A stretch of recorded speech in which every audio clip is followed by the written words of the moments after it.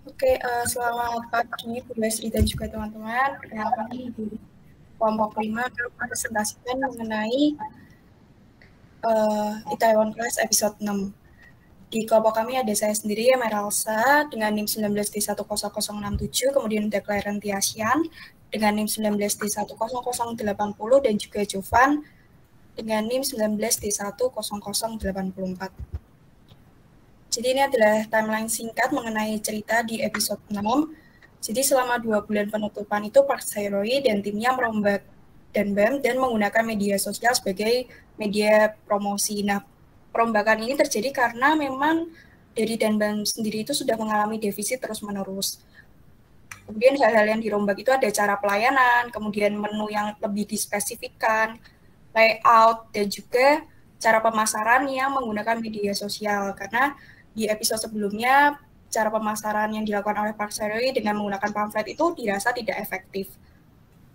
Kemudian Park Sae-roy ini memiliki mimpi dan tujuan besar untuk Danbam, yaitu membuat Danbam ini menjadi bisa di-franchise-kan. Kemudian rencana Danbam akan menambah cara promosi dengan tampil di seperti variety show di TV. Dan ternyata di akhir episode ini Park Sae-roy ini ternyata telah berinvestasi di Jangga sejak lama.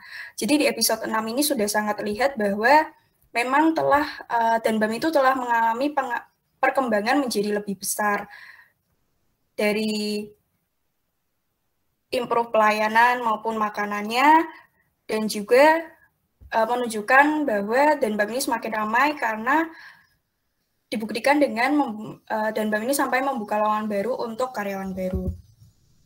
Perbedaan Danbam sebelum dan sudah memasarkan dengan media sosial, sebelum itu selalu sepi, pemasarannya tidak efektif, menggunakan flyer dan juga boneka gitu. Kemudian ada pelayanan, layout, dan juga desain kedai yang buruk.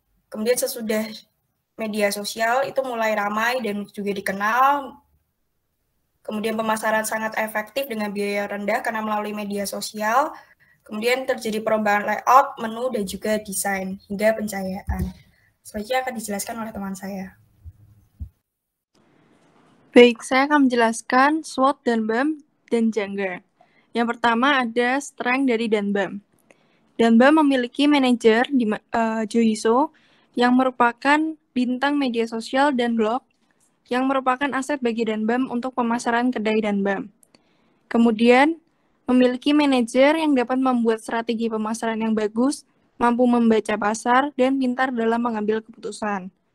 Kemudian selanjutnya, Danbam memiliki karyawan yang loyal, kooperatif, pekerja keras, dan mendukung Danbam.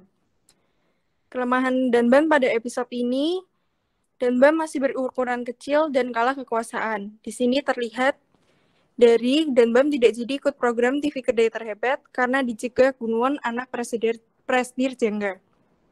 Next. Kemudian ada peluang. Pemasaran yang efektif yang ditunjukkan dengan peningkatan customer dan penjualan dari yang awal yang merugi menunjukkan peluang pertumbuhan bisnis yang dimiliki Danbam. Kemudian tujuan yang jelas, di mana membuat Danbam menjadi bisnis waralaba, membuat karyawan Danbam termotivasi untuk bekerja lebih baik lagi. Kemudian ancamannya adalah hubungan Presidir Jangga dan anaknya dengan Park Sae-roy yang tidak baik menjadi ancaman karena dengan kekuasaan Jangga, Danbam dapat menghadapi kesulitan seperti yang dialami Danbam ketika akan mengikuti kedai TV kedai terhebat. Next. Selanjutnya ada SWOT Jangga. Yang pertama strength. Yang pertama merupakan yang terbaik di bisnis makanan. Kemudian Jangga perusahaan berskala besar dengan lebih dari 10 merek yang sukses. Kemudian Jangga juga memiliki lokasi strategis, pelayanan dan interior yang sangat bagus, dan memiliki rasa makanan yang luar biasa. Kelemahan Jangga adalah meremehkan pesaing, dengan tidak melihat Danbam sebagai ancaman. Kemudian peluangnya adalah pertemanan Suwa dengan Park Sae-roy membuat Jangga dapat mengetahui informasi dan langkah yang akan diambil Danbam selanjutnya.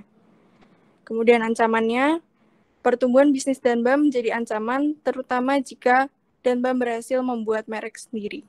Next. Kemudian kita lanjut kepada perbedaan pendekatan orientasi bisnis Danbam dan Jangga. Bisnis Danbam merupakan kedai makanan yang berskala kecil, sedangkan bisnis Jangga berskala besar dan merupakan yang terbaik di bisnis makanan. Selanjutnya akan dilanjutkan oleh teman saya.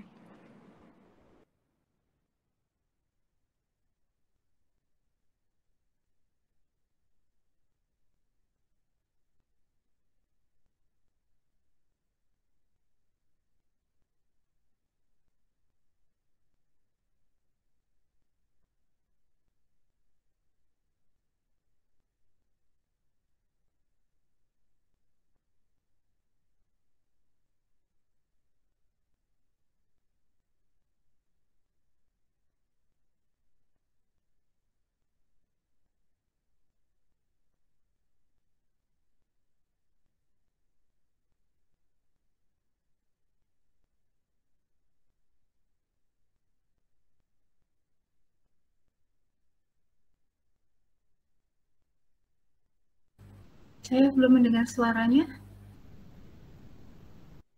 Iya, Bu.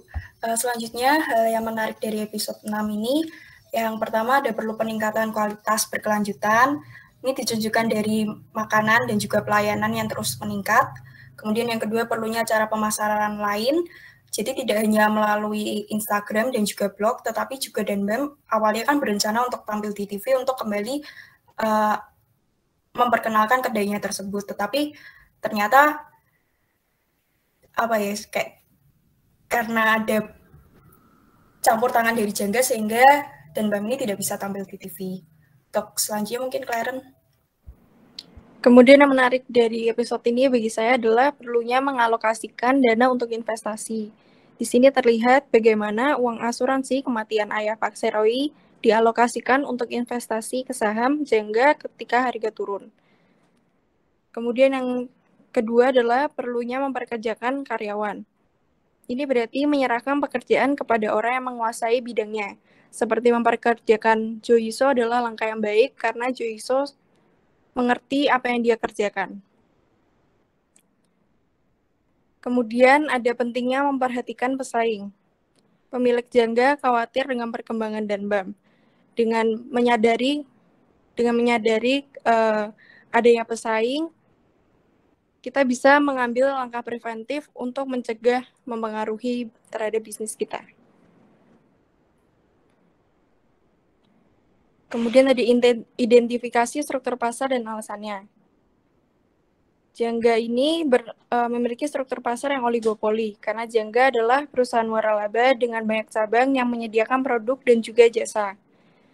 Kemudian sedangkan Danbam merupakan monopolistik, karena Danbam merupakan suatu bentuk pasar yang terdapat lebih dari satu produsen yang memiliki diferensiasi produk.